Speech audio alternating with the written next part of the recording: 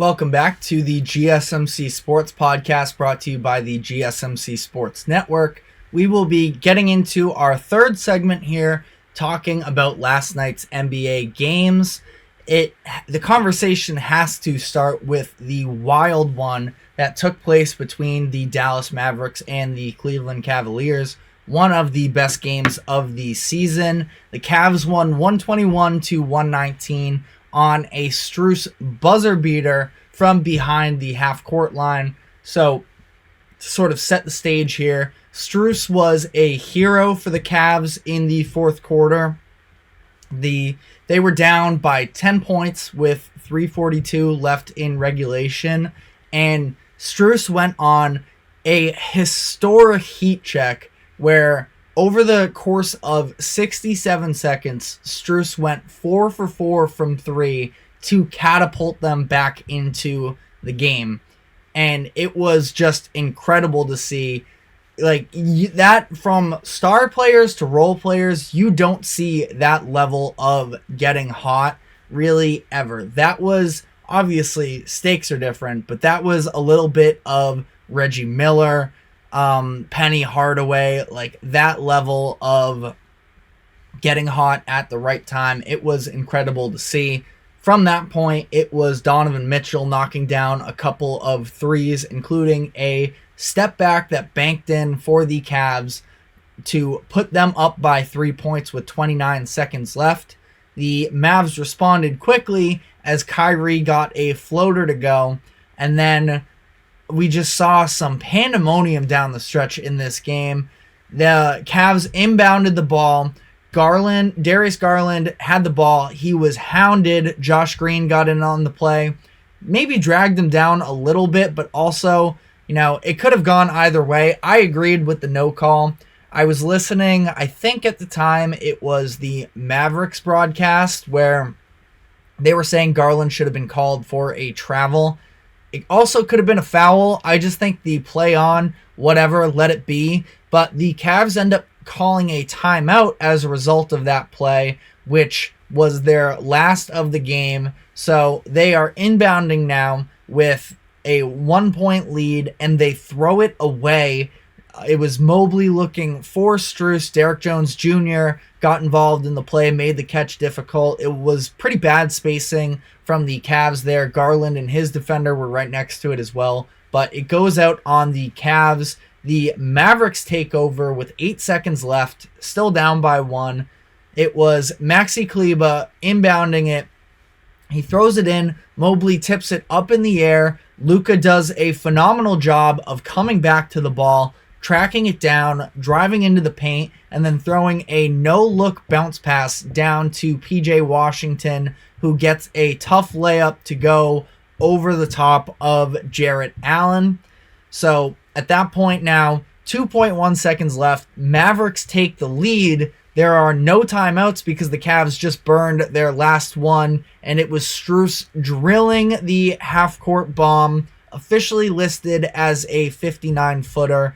This was the second longest game winner in the three-point era, according to Basketball Reference. So just an unreal ending. The game was great, the back and forth there. We saw Luka getting extremely hot in the second quarter, and he just had a masterful performance as a whole with 45 points. It was Donovan Mitchell who led the Cavs in scoring in this game, 31 points on 11 of 20 shooting, 7 of 11 from 3. But the story was about Max Strus in his fourth quarter. 21 points, shot 7 of 10 from 3. So unbelievable stuff there. Luka and Kyrie combined for 75 points in this one, and they still lost. So the cards just may not have been in their favor for this game, especially with some of the shots that the Cavs were knocking down. Again, an all-time heat check from Strus. That Mitchell shot to put them up with 3 with under a minute left was crazy. And the Cavs shot 20 of 40 from the three-point line. So 50%, it's very rare you are going to win a matchup when the other team is doing something like that. I do think there is something to the fact that They added size at the deadline. I think that they've gotten a lot better as a post defense, which is a big thing when you look at the Western Conference and some of the other competitors, the types of size that they have. But I do worry about the perimeter defense a little bit. Again, 20 of 40 there's not much you can do about that. And I didn't think that it was necessarily, extremely open shots, especially down the stretch, that the Mavericks were allowing. But that is something that I'm just sort of monitoring. It's 50% a little bit of an aberration. Last thought here is, great job by the Cavs to shoot that, but they still haven't looked great as of late. They are 3-3 in their last 6. It was this weird dynamic, I feel like, for a bit there, where I wasn't talking about the Cavs. I saw what they were doing, and I was sort of waiting for the right time to talk about it, but I still just don't really consider them to be championship contenders, and I think they are a very interesting situation here where I do still feel like they're a little bit redundant between their two guards and their two big men. And, Donovan Mitchell can be somebody that can get extremely hot. I think that they have, found some resolution there at the forward spot this year, where last year they were playing, I think they were playing Danny Green at one point in the playoffs, starting him at the small forward position. They were really struggling there. I think Okoro's been marginally better for them. LeVert is solid, and Max Strus, who was not good in the playoffs last year for the Heat necessarily, but I think they have some more options there, so we'll see. But I still have them outside of that contender tier, in my opinion. Next game, the 76ers and the Celtics. The Celtics come out on top 117-99. The Sixers kept it close for a lot of the game. They made a run at the Celtics early in the fourth quarter, but it was Tatum turning it on down the stretch and helping power them to the win. He scored 14 points in the fourth quarter. He finished with 29, 11, and 8. My big takeaway from the game is the fact that we are seeing this Celtics team be able to win in ways other than just relying on the three-pointer. And that has been a big concern for them over the course of the past couple seasons, especially since Mazzulla has taken over. He's faced a lot of credit in terms of people thinking that the Celtics are shooting too many threes. Well, now we see them have a really bad night from outside last night, and yet they were able to get it done. This is a team that is first in three-pointers attempted and three-pointers made per game. Last night they shot 5 of 22, and yet it was them dominating the glass and the paint that was the reason they were able to win this game. They out-rebounded the Sixers 56-28, and in the first half, they were allowing the Sixers to grab too many offensive rebounds that was leading to second chance opportunities, and you saw Mazzulla getting really upset with the team. Once they were able to limit Philly's a second chance offense, they really started to take control of this game. They scored 64 points in the paint in this one, and the other thing they did, which is big for them, was get to the free throw line. They haven't been great at it this season. They're pretty middle of the pack. They attempt 21.7 free throws attempt per game. That was at least the numbers going into this game. They shot 37 and hit 34 of them. So again, I just think that the flexibility of this team of actually being able to win in other ways than just relying on the three-point line is big. Now, does this necessarily happen against a fully healthy Knicks team that won't allow you to get 64 points in the paint? Probably. But still, I think to not just keep chucking from three, but to find other ways to get baskets was such a huge thing for them. Brown and Tatum both made comments after the game about being able to win without hitting the three and how they thought that it was a step of maturity with them. Joe Mazzulla called it one of their best games of the season because of the lack of knocking down threes and coming out on top. And the Celtics just got it done on both ends to close this one out against, again, a Philly team that is down Joel Embiid and are definitely struggling to stay in the picture here. But again, I don't think that it's a matter of who they beat, but I think it's how they won that is most impressive for the Celtics in this one. In another sort of not about who they beat, but how they won, is the Milwaukee Bucks picking up another dominant win. Now, this was against an even worse opponent in the Charlotte Hornets, who they just slaughtered from the jump. They held the Hornets to just 26 points in the first half. They had them doubled. They had 58 at the break. The Hornets are not a very good team. I did give them some credit last week when they started 4-0 after their deadline acquisitions came into play, but have now had back-to-back brutal offensive performances after a bad loss. Again, not to the competition level, but the lack of offense that came to play against the Warriors over the weekend.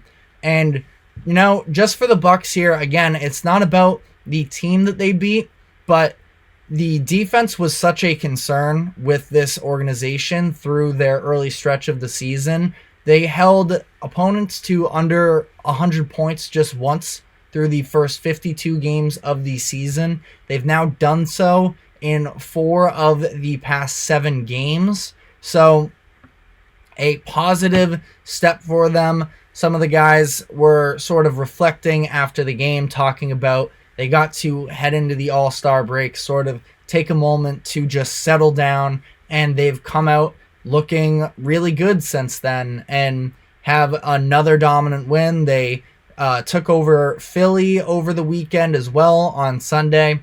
So despite maybe some comments from Dame that have taken place the past couple days, which is a little bit weird, I think that, you know, the way that the team is playing at least is absolutely headed in the right direction, and they can work themselves into being more of a legitimate contender as long as everybody's on board. Again, that Lillard situation is going to be something to monitor just a little bit at least. But elsewhere in the NBA, the last game that I really have notes on is the Warriors and Wizards game, where Chris Paul, he returned from injury in this one. He had missed the last 21 games with a fractured hand. He played 22 minutes in his game back, finished with 9, 6, and 4, and had 4 steals as well. Specifically, he was part of the run where the Warriors sort of took control of this game, where early in the second quarter, they were actually down, and they went on, it was something along the lines of a 19-4 run when it all wrapped up, where Chris Paul was helping, you know, being a key distributor in that moment. And the Warriors controlled the game from that point out. They had a 23-point lead entering the fourth quarter after a dominant third quarter. The Wizards did get it down to 11 points with a few minutes left, but they ultimately, I didn't think that there was that much of a chance that we were going to see a real comeback in this one. You know, Warriors took their foot off the gas a little bit after leading big time. I mean, their starters were still in down the stretch of that game during that run where the Wizards made it closer, but they just didn't have at that point the offensive firepower, the Wizards this is, to be able to pull off that comeback in the end. Chris Paul came off the bench. It's what he had been doing for the majority of the season when he was healthy earlier on.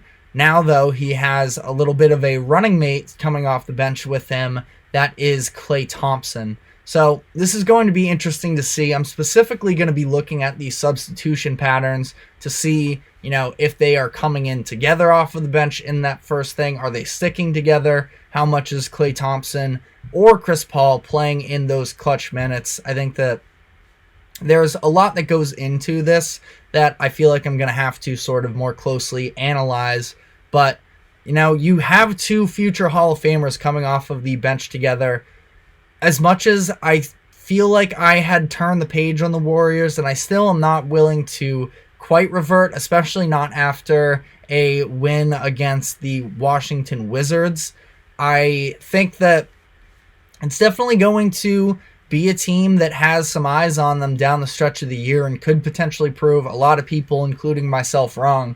They are now 6-1 with Klay coming off of the bench. Klay's had his ups and his downs during this stretch as well, but ultimately they have been winning games, and whether that's because of the fact that Klay Thompson is coming off the bench himself or the fact that we are seeing key contributions from these young guys. Draymond Green has been really impactful for them since returning from suspension. All of that sort of boils into this as we see the Warriors, also another team that was a sleeping giant, sort of rear its head into looking more and more like a playoff team by the day. The last thing I'll say on this game and on last night's games is that this was Jordan Poole's return to Golden State, and really struggled from the field. You have to feel for Jordan Poole a little bit in this one. I do still feel like there is a level of talent that's there, but I was actually wrong. This game took place in Washington, so I made that last part up in terms of the return, but at least playing his former team, and really struggled from the floor again. Shot just 5 of 17. That's all I'm going to leave it at for there, because I think at this point, the Jordan Poole storyline, I want to see him do well, even though he's somebody that crushed my dreams a little bit in the 2022 finals as a Celtics fan. I think that there's too much talent to just go to waste there, and I hope that he turns things around. But on that note, we are going to be taking our final break. When we come back, we will be wrapping up with some more NBA talk, specifically a little bit of big picture stuff that has come out over the past couple days in terms of the NBA's competition committee potentially looking into trying to find ways to even out the game a little bit more between offense and defense. So stick with us. We will be right back.